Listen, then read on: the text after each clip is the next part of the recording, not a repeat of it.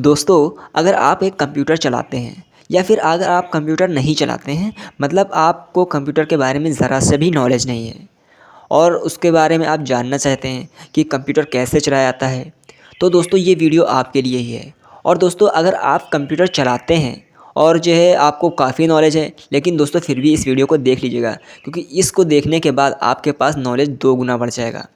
जी हाँ दोस्तों, आज की वीडियो में आपको ये बताऊंगा कि कंप्यूटर कब बनाया गया था, सबसे पहला कंप्यूटर कब बना, सबसे पहला कंप्यूटर कब आया, कब गया, और दोस्तों जो आज का कंप्यूटर है और जो सबसे पहला कंप्यूटर था उसमें क्या फ़र्क है, आज मैं आपको सब कुछ बताऊंगा। दोस्तों, सबसे पहली बात, कंप्यूटर शब्द एक अंग्रेज़ी के कंप्यूट शब्द से बना है। कंप्यूट जिसका अर्थ होता है गणना, गणना करना, इसीलिए इसको हम हिंदी में संगणक भी कहते हैं। इसका आविष्कार कैलकुलेशन करने के लिए हुआ था। पुराने समय में कंप्यूटर का यूज़ केवल कैलकुलेशन करने के लिए किया जाता था, लेकिन आजकल इसका यूज़ डॉक्यूमेंट बनाने, email, listening and viewing audio and video play, games, database preparation के साथ साथ और कई कामों में भी किया जा रहा है। दोस्तों, कंप्यूटर का प्रयोग जैसे बैंकों में, कार्यालयों में और स्कूलों में भी प्रयोग किया जाता है। दोस्तों, आपको एक मोटा सा एक साधारण सा उदाहरण देता हूँ कि जो आप एक मोबाइल लिए हैं, ये भी एक कंप्यूटर ही है, बस उसका एक छोटा सा रूप है। तो आप ये समझ लीजिए कि कंप्यूटर के बिना इस दुनिया में कुछ भी नहीं है। और कंप्यूटर केवल वो काम करता है जो हम उसे करने के लिए कहते हैं, यानी केवल वो कमांड्स को फॉलो करता है जो पहले से कंप्यूटर के अंदर डाले गए होते हैं। उसके अंदर सोचने समझने की क्षमता नहीं होती है, ये तो आपको भी पता ही होगा। कंप्यूटर को जो व्यक्ति चलाता है उसे यूज़र कहते हैं, और जो व्यक्ति कंप्यूटर के लिए प्रोग्राम बनाता है उसे हम प्रोग्रामर कहते हैं। दोस्तों, आप गूगल पे सर्च करेंगे, आपको बहुत ही ऐसे मतलब मिल जाएगा कि आप कंप्यूटर कब आया, कैसे आया, लेकिन जो दोस्तों जैसे मैं आपको बता रहा हूँ इस तरह से आपको कोई नहीं बताएगा। और दोस्तों, कंप्यूटर 2 भागों में बँटा होता है, एक तो सॉफ्टवेयर और दूसरा हार्डवेयर। दोस्तों, अब मैं आपको कंप्यूटर के इतिहास के बारे में बताने जा रहा हूँ। आप कंप्यूटर पर गेम्स खेलते हैं, वीडियो देखते हैं, इंटरनेट चलाते हैं, गाने सुनते हैं, इसके अलावा बहुत सारे ढेर सारे ऑफ़िस के काम भी करते हैं। दोस्तों, ये सब आपको पता ही होगा, लेकिन दोस्तों हाँ, वीडियो को स्किप मत करिएगा। ये मत सोचिएगा कि जो मैं बता रहा हूँ वो पहले सुन चुका हूँ, ऐसा नहीं है। हर इंसान के पास अलग अलग नॉलेज होता है, इसलिए आपको सारे नॉलेज को लेना ज़रूरी होता है। तो दोस्तों, आज कंप्यूटर का उपयोग दुनिया के हर क्षेत्र में किया जा रहा है, चाहे वो शिक्षा जगत हो, फिल्म जगत हो, या आपका कोई भी ऑफिस ही हो। कोई भी जगह कंप्यूटर के बिना अधूरी है। आज आप कंप्यूटर की सहायता से इंटरनेट पर दुनिया के किसी भी शहर की कोई भी जानकारी सेकंडों में प्राप्त कर सकते हैं। ये आपको पता होगा शायद। ये किसी दूसरे देश में बैठे अपने मित्रों और रिश्तेदारों से इंटरनेट के माध्यम से लाइव वीडियो कॉन्फ्रेंसिंग भी कर सकते हैं। और ये तब संभव हुआ है जब कंप्यूटर हमारी ज़िंदगी में आया है। दोस्तों, अगर आप सोचिए कि हमारी ज़िंदगी में कंप्यूटर ना होता तो हमारी दुनिया कैसी दिखाई देती। दोस्तों, कंप्यूटर की शुरुआत कहाँ से हुई और क्यों हुई? क्या वाकई में कंप्यूटर इन सभी कामों को करने के लिए ही बना था, या इसका आविष्कार किसी और वजह से हुआ था? चलिए दोस्तों, मैं आपको बताने जा रहा हूँ। मानव के लिए गणना करना शुरुआत से ही एक कठिन काम रहा है। मनुष्य बिना किसी मशीन के एक सीमित स्तर तक ही गणना या कैलकुलेशन कर सकता है। ज़्यादा बड़ी कैलकुलेशन करने के लिए मनुष्य को मशीन पर ही निर्भर रहना पड़ता है, और इसी ज़रूरत को पूरा करने के लिए मनुष्य ने कंप्यूटर का निर्माण किया, यानी गणना करने के लिए। दोस्तों, अगर आप कंप्यूटर के बारे में ज़रा सा भी जानते हैं या आपने कंप्यूटर पढ़ा हुआ है, पहले ही कहीं कोर्स किया हुआ है, थोड़ा बहुत पढ़ा हुआ है, तो आपको कंप्यूटर में अबेकस नाम ज़रूर सुनाई दिया होगा। और अबेकस के बारे में आप तो थोड़ा बहुत ना कुछ तो जानते ही होंगे। और अगर आप नहीं जानते हैं तो आप यहाँ पर सुन लीजिए। अबेकस का निर्माण लगभग 3000 वर्ष पहले चीन के वैज्ञानिकों ने किया था। एक आयताकार फ्रेम में लोहे की छड़ों में लकड़ी की गोलियां लगी रहती थी, जिनको ऊपर नीचे करके गणना या कैलकुलेशन की जाती थी। यानी यह बिना बिजली के चलने वाला पहला कंप्यूटर था मानव जिंदगी में।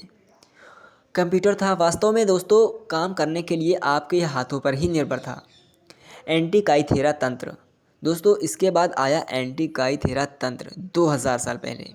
एंटीकाईथेरा असल में एक खगोलीय कैलकुलेटर था, जिसका प्रयोग प्राचीन यूनान में सौर और चंद्र ग्रहणों को ट्रैक करने के लिए किया जाता था। एंटीकाईथेरा यंत्र लगभग 2000 साल पुराना है। वैज्ञानिकों को यह यंत्र 1901 में एंटीकाईथेरा द्वीप पर पूरी तरह से नष्ट हो चुके जहाज़ से जहाज़ से एकदम टूटी हुई अवस्था में प्राप्त हुआ था। इसी कारण इसका नाम एंटिकाईथेरा सिस्टम पड़ा। तभी से वैज्ञानिक इसे डिकोड करने में लगे थे और लंबे अध्ययन के बाद, लंबी पढ़ाई के बाद, उसके ऊपर रिसर्च करने के बाद अब इस कंप्यूटर को डिकोड कर लिया गया है। ये मशीन ग्रहों के साथ ही आकाश में सूर्य और चांद की स्थिति दिखाने का काम करती है। एंटिकाईथेरा तंत्र ने आधुनिक युग का पहला ज्ञात एनालॉग कंप्यूटर के होने का श्रेय प्राप्त कर लिया। यूनानी ने एंटिकाईथेरा सिस्टम को खगोलीय और गणितीय आंकड़ों का सही अनुमान लगाने के लिए विकसित किया गया था। दोस्तों उसके बाद आया पास्कलाइन सन 1642 में। अबेकस के बाद इसका निर्माण हुआ था दोस्तों। इसे गणित के विशेषज्ञ ब्लेज पास्कल ने सन 1682 में बनाया था और ये अबेकस से अधिक गति से गणना करता था। ये पहला मैकेनिकल कैलकुलेटर था। इस मशीन को एंडिंग मशीन कहा जाता था। ब्लेज पास्कल की इस एडिंग मशीन को पास्कलाइन भी कहते हैं।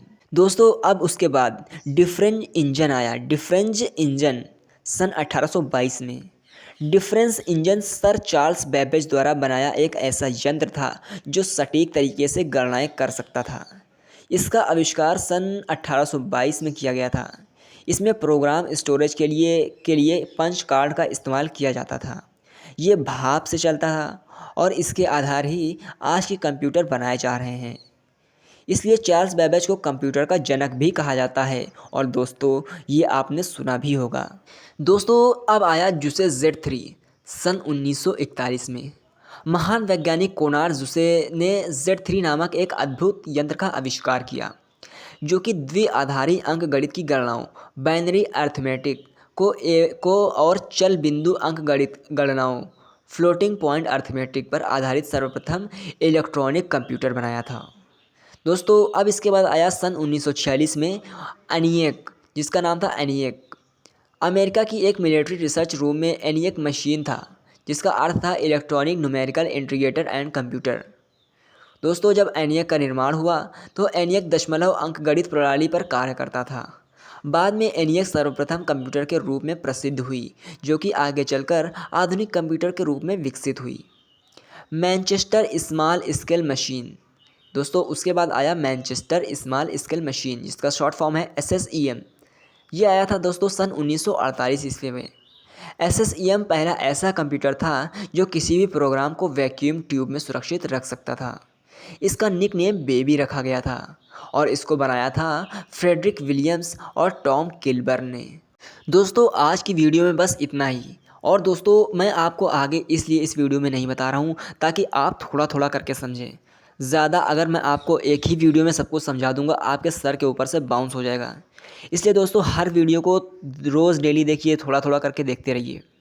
और दोस्तों मैं आपको गारंटी लेके बता रहा हूँ कि मैं जैसा आपको समझा रहा हूँ आपके कंप्यूटर के नॉलेज में कोई भी कमी नहीं आएगी। आप जहाँ भी जाएंगे फटाफट हर चीज़ कंप्यूटर के बारे में बता देंगे।